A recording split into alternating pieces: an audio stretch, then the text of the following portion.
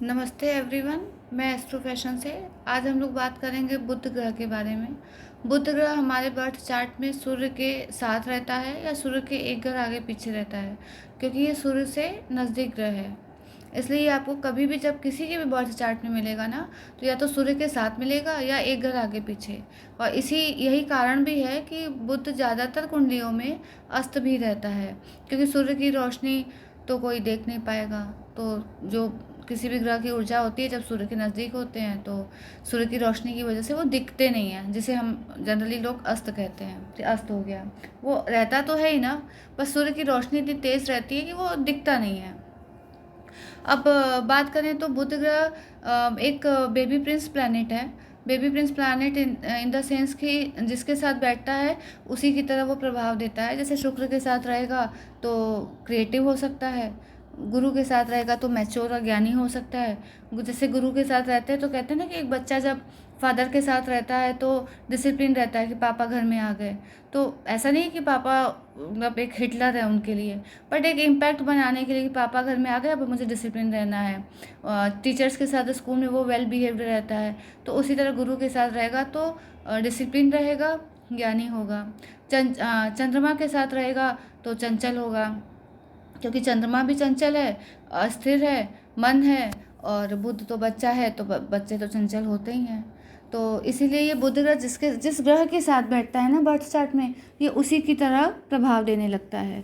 पर अगर ये अकेला रहता है ना, तो ये अपना पूरा प्रभुत्व रखता है। जैसे कहते हैं ना कि बच्चे एग्ज़ाम देने जाते हैं तो उन्हें तब पता रहता है कि आज मुझे ही देना है, सारा आउटपुट मुझे ही देना है, जो इफ़र्ट्स हैं वो मेरे ही हैं। अब मेरे पेरेंट्स भी कुछ काम नहीं करेंगे, टीचर ने जो बताया है वो उतना बता चुके हैं, अब मुझे अपना इनरोल करना है। तो उसी तरह बुध ग्रह भी है, जब अकेले बैठेगा तो वो उस भाव से संबंधित पूरा प्रभाव देगा। अब इसके कैरेक्टरिस्टिक्स की बात करें तो बुध व्यापार है, बुद्धि है, ज्ञान कह सकते हैं, क्योंकि बुद्धि को एक तरफ से ज्ञान भी कह सकते हैं, और वाणी है, कम्युनिकेशन स्किल है।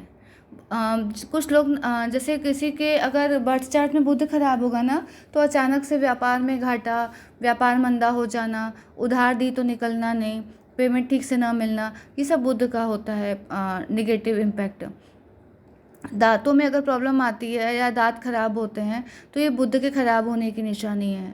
और मेमोरी लॉस कहते हैं, क्योंकि बुध तो बुद्धि है, बुद्धि का मतलब दिमाग, तो मेमोरी लॉस भी एक सिम्टम है, हकलाना।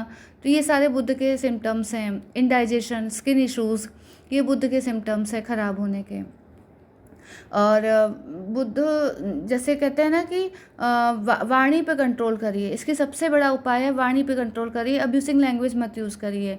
और घर की जो बेटियां हैं, बहनें हैं, उनको या आपके आसपास सराउंडिंग में जो बेटियां हैं उनकी रिस्पेक्ट करिए, उनको वैल्यूज़ दीजिए। उनको वैल्यूज़ या रिस्पेक्ट देने का मतलब ये नहीं है कि आपने एक बार या साल में 2 बार 3 बार कन्या पूजन करी और उनको बुला के उनको कुछ खाना खिला दिया, तो ये नहीं होता है। ये होता है कि आप 365 दिन किसी को वैल्यू दो, वैसी वैल्यू तो जो जैसे एक दिन देते हो। उतना नहीं कर सकते तो एक नॉर्मल बिहेव रखो, पर उसे हर्ट मत करो। हर्ट न करना आप बुध अच्छा करते हो। बच्चों के लिए खिलौने टॉयज़ देते हैं, पहले पहले कहते थे ना कि किसी के घर जाते हैं तो खाली हाथ नहीं जाते। उसका रीज़न यही था, क्योंकि बच्चे हर घर में बच्चे होते हैं। जब हम किसी के घर जाते हैं तो बच्चों को पहले इतना नॉलेज नहीं होता है कि हमारा कौन रिलेटिव आ रहा है, वो तो इंट्रोडक्शन बाद में होता है कि भैया ये आपकी मामा है, चाचा है, नाना है, ताऊ है, ये सारे रिलेशंस या फ्रेंड्स हैं। तो ये रिलेशन सारे बाद में आते हैं। उसे ये पता है कि कोई आएगा, और जब उसे कोई गिफ्ट देता है ना, जैसे ये बच्चों के लिए मिठाइयाँ, बच्चों के लिए चॉकलेट्स, तो वो उसके लिए मेमोरी बन जाती है कि फ़लाना अंकल आंटी, फ़लाना मामा मामी या फ़लाना चाचा आए थे तो ये लेके आए थे। तो या ये मैंने खाया था, मैंने बहुत इंटरटेन किया था, एंजॉय किया था, मज़ा आ गया। तो बच्चों को दिल से खुश करना, इसीलिए हम एक कल्चर है हमारे यहाँ, और कि हम कहीं भी जाते हैं तो किसी के घर तो खाली हाथ नहीं जाते। उसका रीज़न यही है कि हर घर में बच्चे होते हैं, हम बच्चों के लिए स्वीट्स लेके जाते हैं, चॉकलेट लेके जाते हैं। तो आप उसके लिए रेमेडी ये कर सकते हैं कि जब पेरेंट्स, स्पेशली फादर के लिए होता है, क्योंकि फादर एक अर्निंग सोर्स होता है फैमिली का। आजकल तो मदर्स भी होते हैं, बट स्पेशली इसको फादर को इंडिकेट कर सकते हैं, क्योंकि कुछ घर में हाउसवाइफ होती हैं, तो इसलिए स्पेशली फादर्स को इंडिकेट किया जाता है कि जब भी आप घर आओ ना तो बच्चों के लिए कुछ लेके आओ। और घर की बेटियों को, बहनों को रिस्पेक्ट दो। अब्यूजिंग लैंग्वेज मत यूज़ करो। वाणी पे कंट्रोल करो। कब कहाँ कैसे बोलना है इस चीज़ का ध्यान रखो। ज़बरदस्ती पटर पटर करने से कुछ नहीं होता। आप उतना ही बोलो जितना आपको लगता है कि बोलना चाहिए या जितना आपके पास नॉलेज है। अब्यूजिंग लैंग्वेज मत यूज़ करो। गंदी लैंग्वेज नहीं, चिल्लाहट नहीं, झगड़ा नहीं, ये सब बुद्ध खराब होने की निशानी है। इसलिए अगर आपको अपना बुद्ध ठीक करना है तो आप वाणी पे कंट्रोल करिए। घर की बहन और बेटी को इज्जत दीजिए।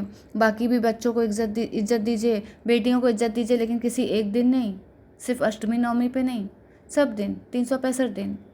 उन्हें दिल से मानिए, दिल से उन्हें इज्जत दीजिए।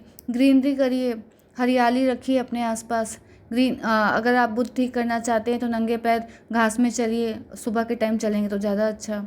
और ग्रीन प्लांट्स यूज़ करिए। अपने उसमें पर्स में या वॉलेट में कुछ ग्रीन हैंकी या ग्रीन ब्रेसलेट आप यूज़ कर सकते हैं। तो ये सब बुद्ध को ठीक करने के उपाय हैं।